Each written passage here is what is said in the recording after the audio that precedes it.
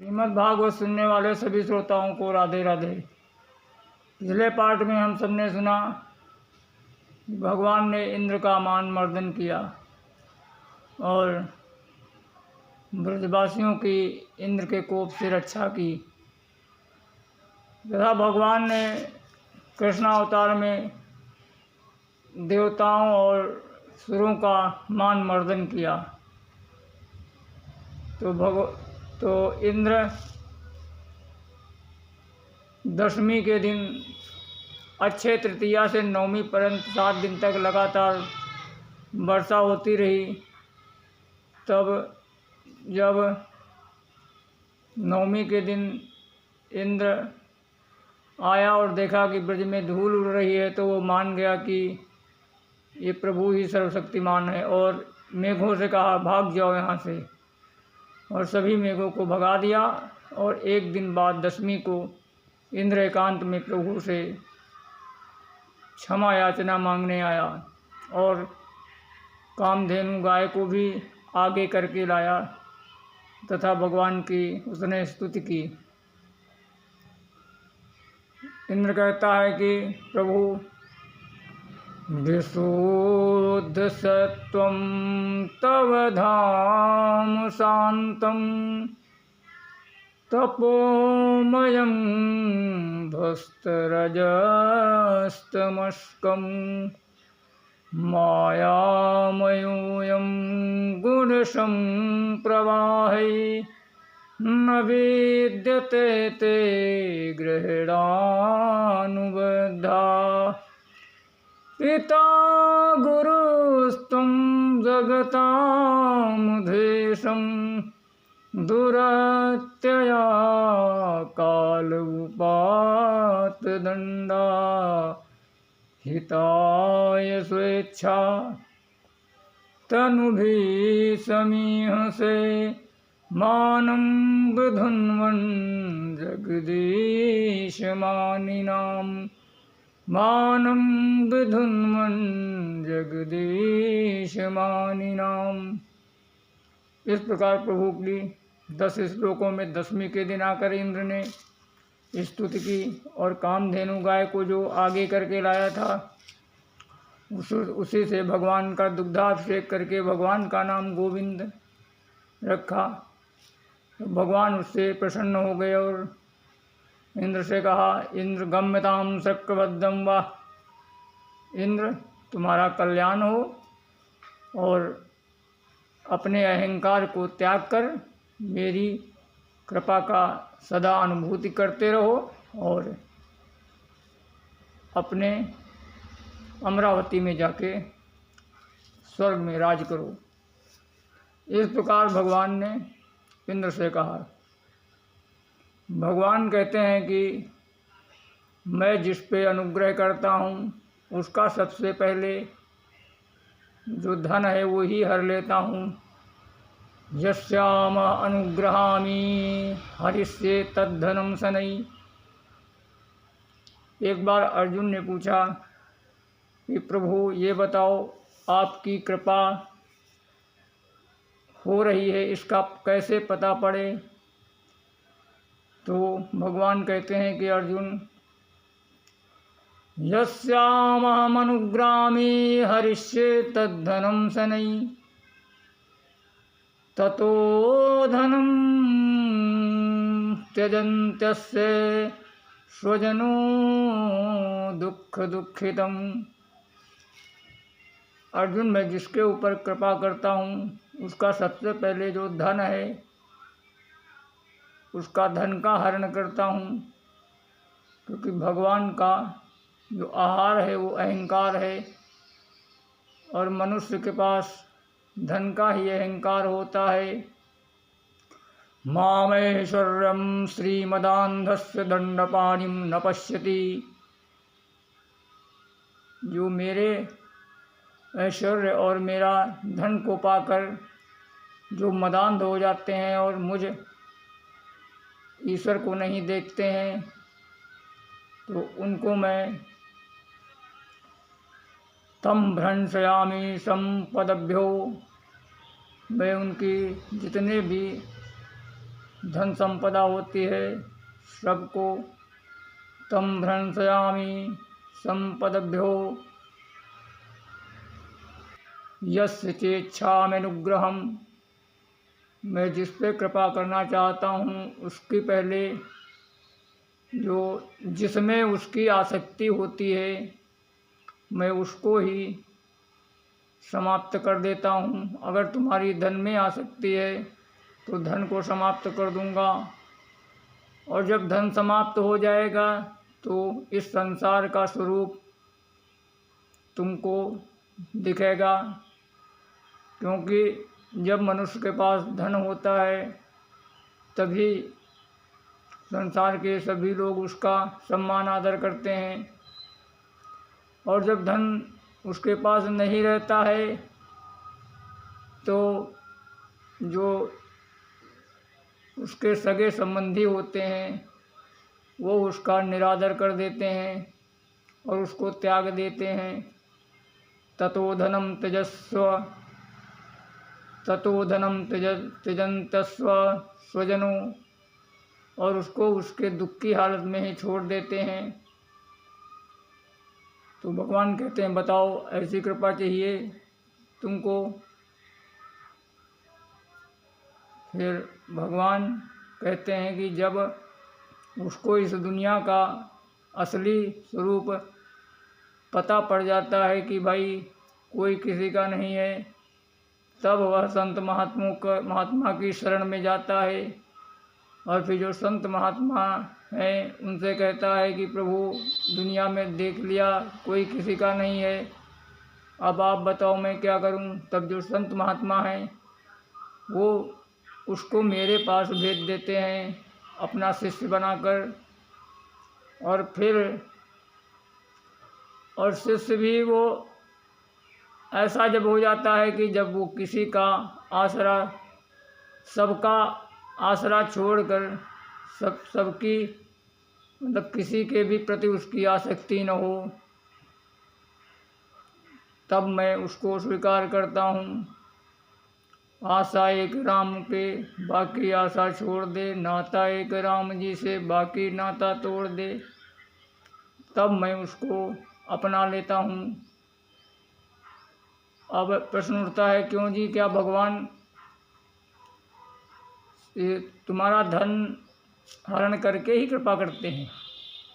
ऐसी बात नहीं है। अगर तुम्हारे पास धन होते हुए भी तुम भगवान का चिंतन और भगवान की भक्ति कर रहे हो तो वो तुम्हारा धन हरण नहीं करेंगे।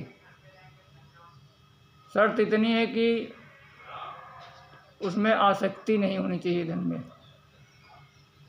जो राजा अम्बरीश थे उनके पास भी तो वो तो चक्रवर्ती राजा थे और भगवान की अष्टयाम सेवा करते थे, तो उन्होंने उनका धन हरण नहीं किया, क्योंकि वो भगवान की अपने हृदय से निष्काम भाव से भगवान की सेवा करते थे। इसके लिए जो धन और संपत्ति और परिवार था वो उनके रास्ते में नहीं आता था।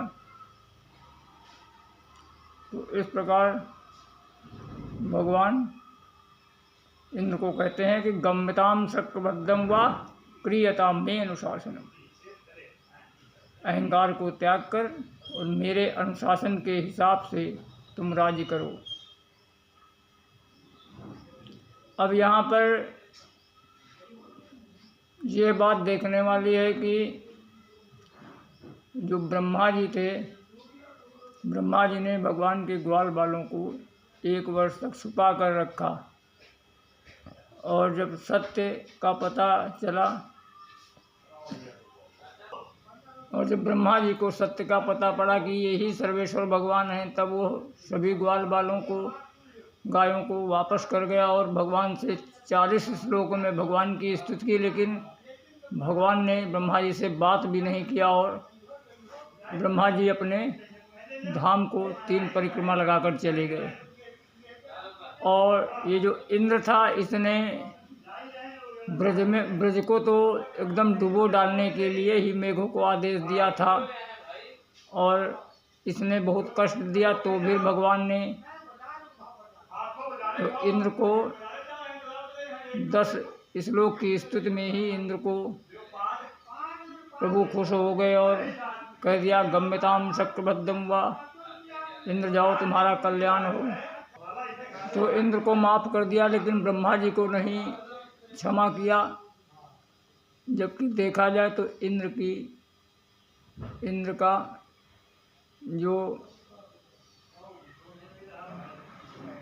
जो इंद्र ने काम किया था वो कुछ ज़्यादा ही खराब था, लेकिन ब्रह्मा जी का इतना खराब नहीं था, क्योंकि ब्रह्मा जी ने किसी को हानि नहीं पहुंचाई, लेकिन इंद्र ने तो ब्रज को डुबो डालना ही चाहता था। तो इसके कारण है कि देखो, जो जितना बड़ा पद पर होता है उसका उतना ही अपराध बड़ा होता है। तो जो ब्रह्मा जी का पद है, ब्रह्मा जी का पद बड़ा है इंद्र से, क्योंकि जो छोटा मोटा अधिकारी होगा वो थोड़ा बहुत ही गमन करेगा, लेकिन जो बड़ा अधिकारी होगा वो ज़्यादा गमन कर देगा, उसका अपराध भी बड़ा हो जाता है। तो इंद्र का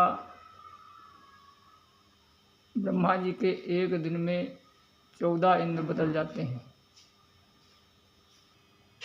और ब्रह्मा जी का एक दिन होता है 1000 चतुर्युगी का, और ब्रह्मा जी के एक दिन में 14 इंद्र बदल जाते हैं। इसके लिए ब्रह्मा का पद बड़ा है, इसलिए भगवान ने ब्रह्मा जी को माफ़ नहीं किया।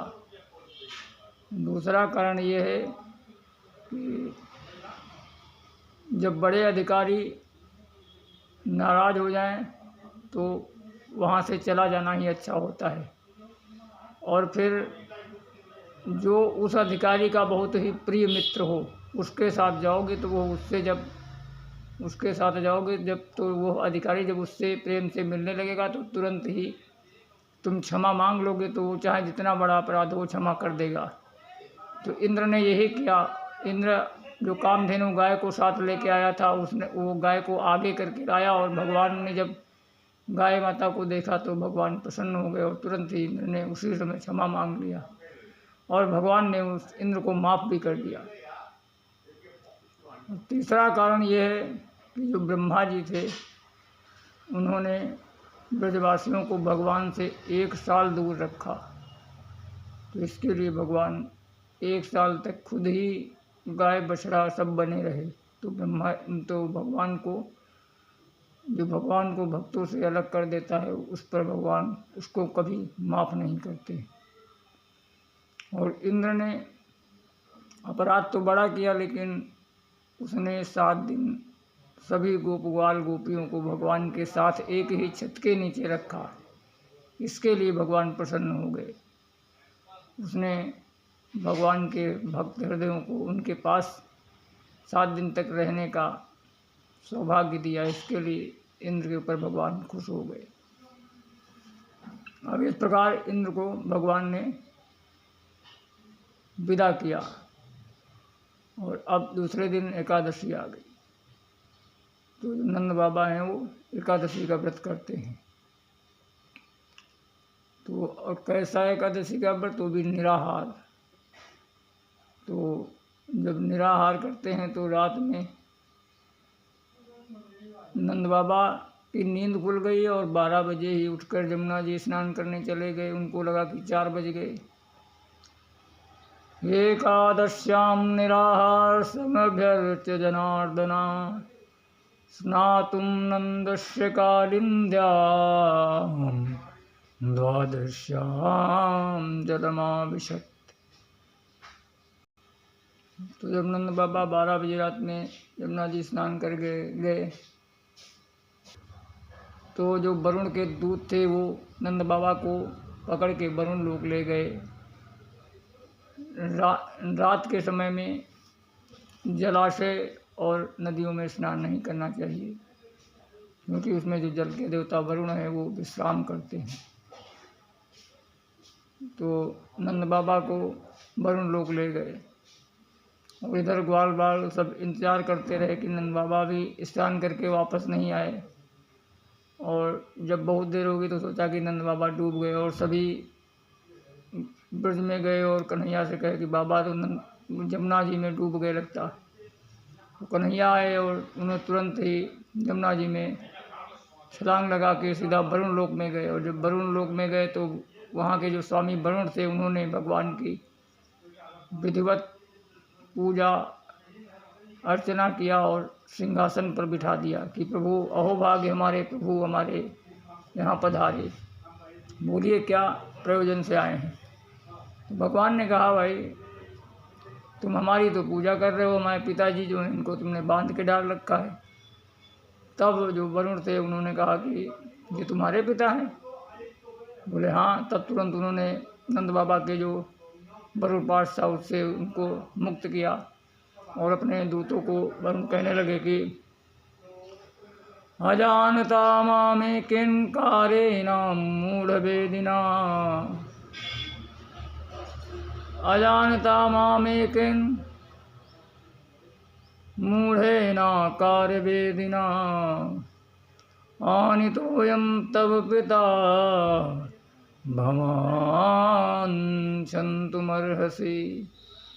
नंद बाबा कहते हैं कि ये जो हमारे दूत हैं इनको पता नहीं था, ये सब मूर्ख हैं और आपके पिता को ले आए, इसके लिए भगवान क्षन्तुमर्हसि, आप मुझे माफ़ कर दें, क्षमा कर दें। और प्रभु ने वरुण को क्षमा कर दिया और नंद बाबा को लेकर भगवान ज्यों ही ब्रज में आए तो त्यों ही सभी जो गोप गाल थे वो नंद बाबा से पूछ रहे हैं, अरे बाबा कहाँ चला गए हो? तो नंद बाबा कहते हैं कि अरे भैया मैं नहाने गए और वहाँ पे चार जना गए और मुझको ज़बरदस्ती पकड़ के ले गए, लेकिन मेरा जो कन्हैया गए तो इसकी पता नहीं जाने कौन सी रिश्तेदारी है और इसने जाते ही इसकी सभी पूजा करने लगे। और जब कन्हैया ने कहा तो उन्होंने मुझको छोड़ दिया। तो अब तो जितने गोपवाल थे वो सभी एक दिन भगवान से कहने लगे कि भैया आप मुझे पक्को भरोसा हो गए हो कि तू भगवान है। तो भगवान कहे अरे ब्रजवासियों तुम भगवान हमको क्यों बना रहे हो? मैं भगवान कोई ना हूँ। ब्रजवासियों ने कहा कि नहीं भैया अब तो मुझको पक्का भरोसा हो गए हुए।